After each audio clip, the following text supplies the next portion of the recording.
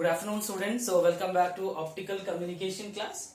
So in the previous class we talked about the different introduction part, what is the optical communication is all about, and we have proceed with the unit wise, what are the units we do have.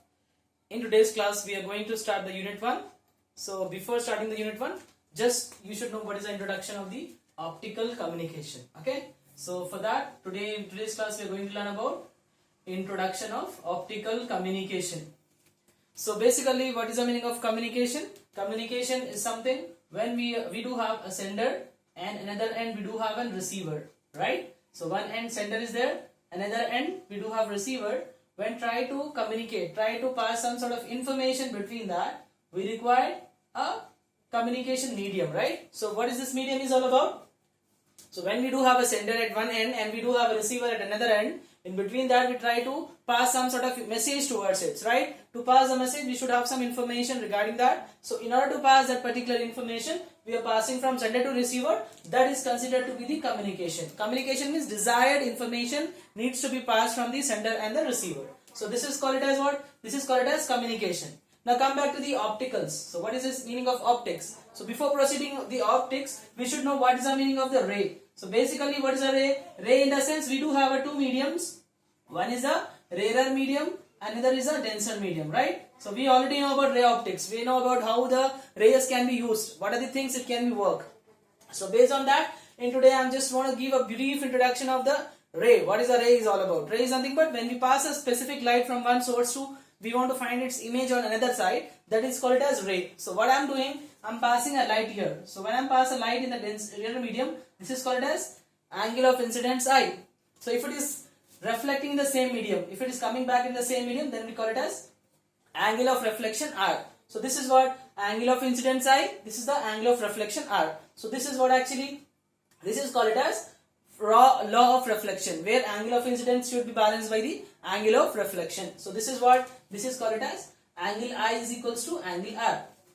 So if you are passing a light in a one medium, that is in rarer medium. Rarer medium is what is actually air, that is called rarer medium. So that ray always have permittivity is equals to 1, right? Whereas in second part, we just want to see how we are going to get the ray form in the denser medium. Denser medium in the sense, students, so we are going to pass the ray in the another medium. Suppose light we have passed in the normal line, this is your normal line, we pass a light.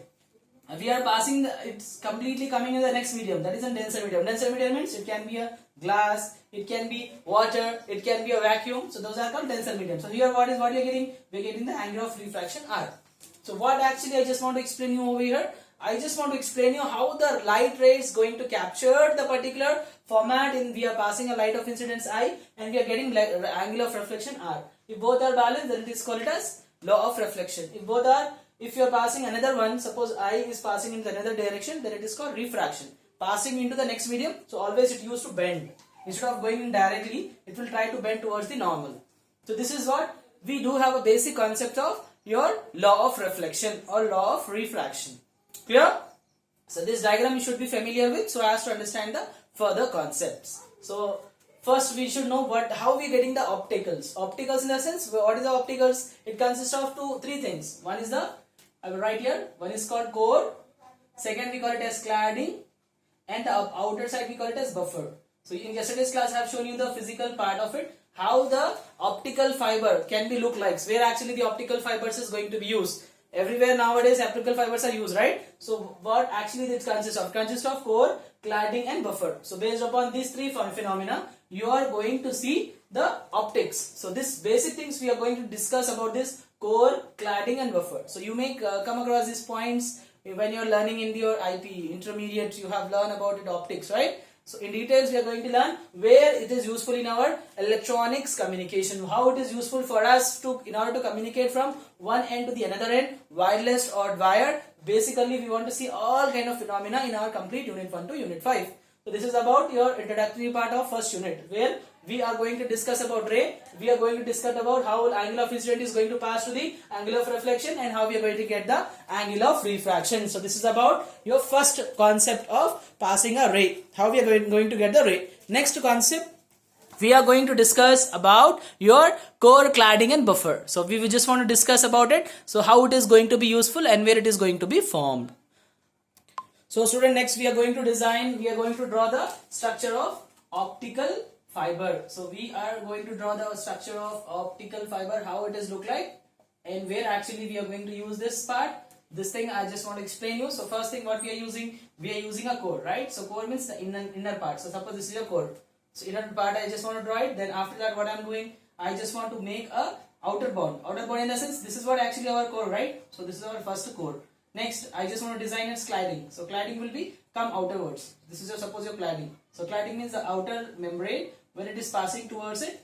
This is called it as cladding. So we got the cladding. Now upper side what I said it just has two things. What are the two things it has? It has the buffer which is going to protect it from the upper layer. So this is your buffer. So internal part, whatever I just want to say here, this is called it as your core, glass core we say. Suppose in your front view if you want to see, suppose this is a complete view. If you just want to explain you by using the front view or top view, I will explain in this way. Suppose if you want to see from the side view, this is your side view, right? If you are looking from this end, right? So if you want to see that one, this is what inner membrane, right? So this is what actually inner membrane we call it as. What I am saying here, this inner part, this is inner part, right? So what is this inner part is all about? It is nothing but your core glass. So we are making with the help of a glass, right? So this is called it as glass core or core glass.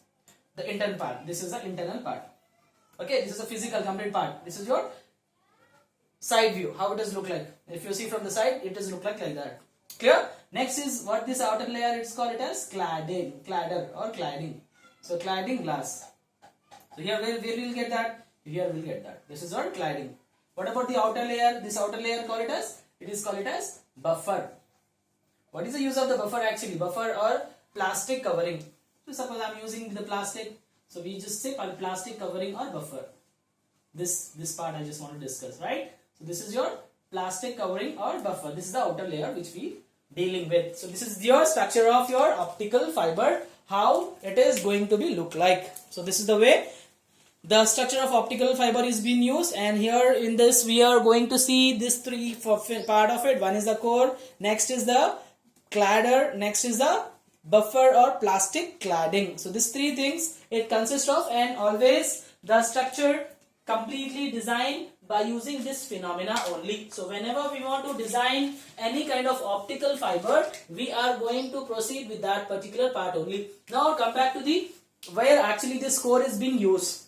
So basically glass core are central tube of very thin, very thin means very so minute kind of diameter you can say, very thin size made up of optically transmitted dielectric medium, right? So what is the dielectric medium? We are using a glass. From the glass we are manufacturing the internal part of your core.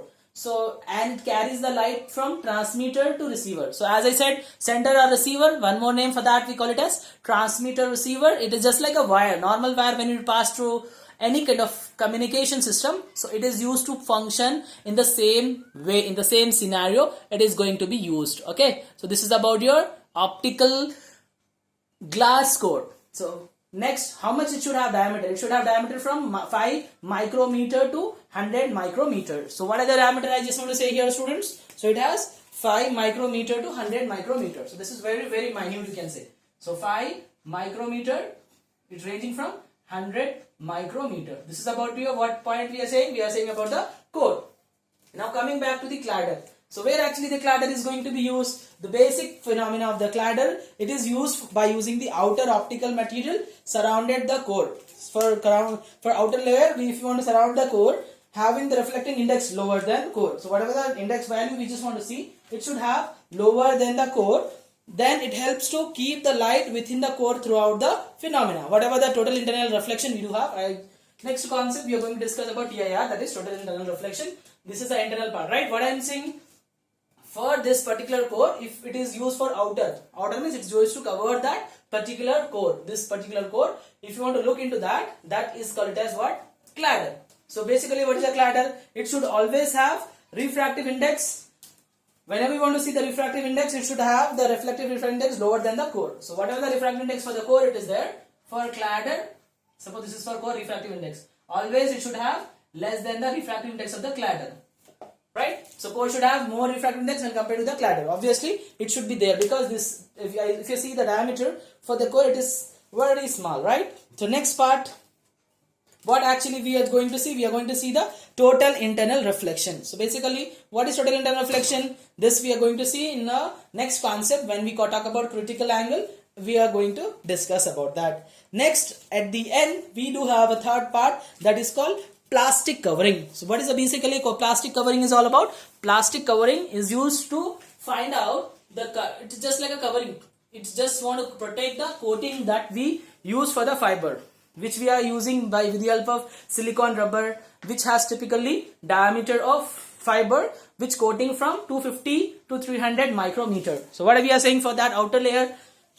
We are saying that it should have the value. What is the value? I just said for this, it has 250 to 300 micrometers. So obviously, when you compare from this end to this end, somewhat outer layer somewhat wide when compared to this inner core, cladder, and your plastic covering or this particular form which is used to protect this two form. So where actually we are getting total internal reflection?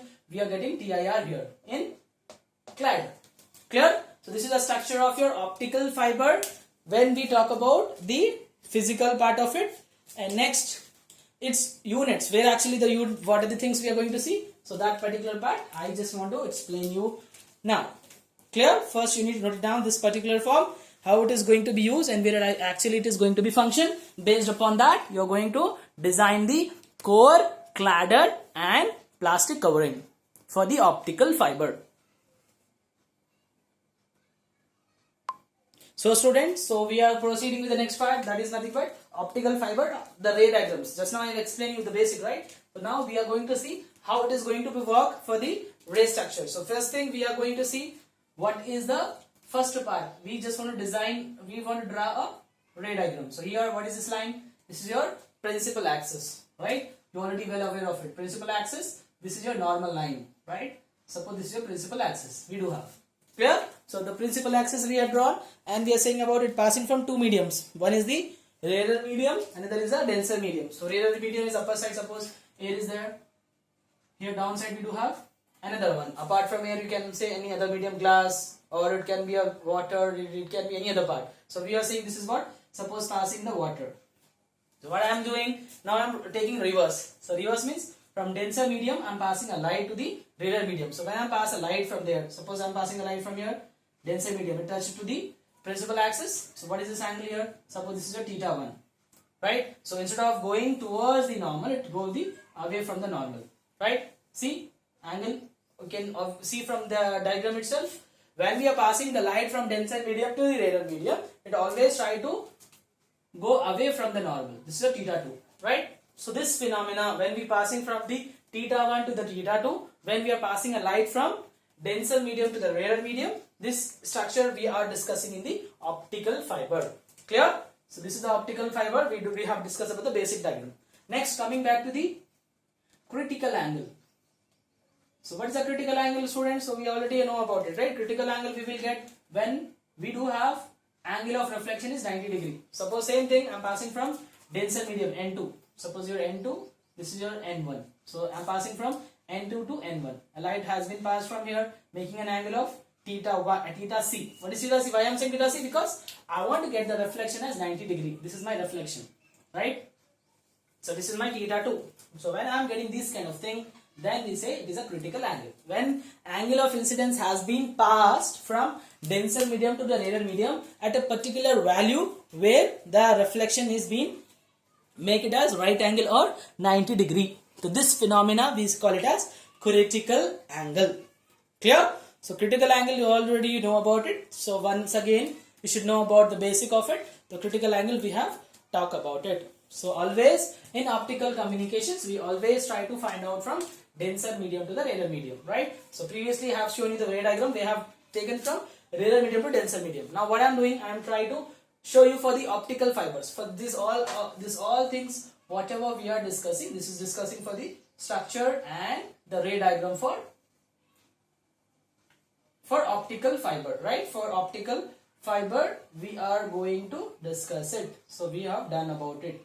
So now In the next class, I just want to explain you about the total internal reflection that we are mostly using in our optical fiber communication. Okay, so this total internal reflection part and working principle of it, where it's being used and how it is going to be used, all the details for that particular ray diagrams we are going to see in the next class. In today's class, what we have discussed, students, let's take a quick recap. First thing we have talked about, what is the basic definition of optics. Then we proceed with how to get the communication. When we have a transmitter and when we do have a receiver, when we are passing a desired information. Desired information means it should not be like a noise. Noise means which is not a desired one. Which when we pass a light, suppose you do have from if you are passing light from water to the air. So when we are passing light in this way, from water to the air if you are passing, then you are passing from one medium to another medium. Medium is what? Here medium is there. What is the medium here? In down side it is a denser, right? Water. Upper side what we had? Air. From water to air we are passing. So when we pass from water to air, we are passing some signal, right? So this is also one type of signal. So when we are passing that one, how we are going to get that particular information, but what phenomena it is going to be work. So that is what we talk about it, and that is what we have discussed. Then next we are proceeding with basic ray diagrams in the ray. Normally how we are going to get the rays. So we have talked about law of reflection. When angle of incident and angle of reflection both are same, then we say it is a law of reflection. So suppose theta 1 is equal to theta 2 in this phenomena. Suppose I am passing from upper side A to the down. So this is theta 1, this is theta 2. Both are equal. Then I can say it's a reflection, not refraction. Refraction means passing a light from one medium to another medium. Reflection means passing a light from one medium only, it is coming back in the same medium. Then it is called reflection, right? So refraction, reflection and incident. You should be familiar with that. You should not have any kind of doubt about it. Next, we proceed with our concept of how we are going to pass a light when we are proceeding with the denser to the rarer, reverse of it. So see over here, we do have a denser medium to rarer medium, right? We are passing a light from water to the air. This is a basic diagram we do have. So when we are passing a light, as you can observe here, instead of going towards the normal, it is going away from the normal. So when we are passing that, then this type of ray diagrams we are actually using in our optical fiber. Okay. Then at the end we have talked about the critical angle. What is the critical angle? At an angle of incidence, when we are passing from the lower is N2, upper side is N1. When we are passing a light from N2 to N1, from the denser medium to the rarer medium, at a particular angle of incidence, theta c, as what I wrote over here, see, theta c, right? Theta I, angle of incidence is theta c, angle of reflection become 90 degree. At that particular phenomena, we call it as, this is a critical angle. So this is about the critical angle. This is about your ray diagrams. So in the next class, we are going to learn about total internal reflection, working principle of the optical fibers, and how it is going to be used as a optical communicating device. How it is going to communicate basically. We are more concerned with the communication, right? So communication means we should have pass some information. From that particular information, it needs to transform from one medium to the another medium with desired information. That particular thing we are going to discuss in the next class. In our next class, we are going to see that. Okay, thank you.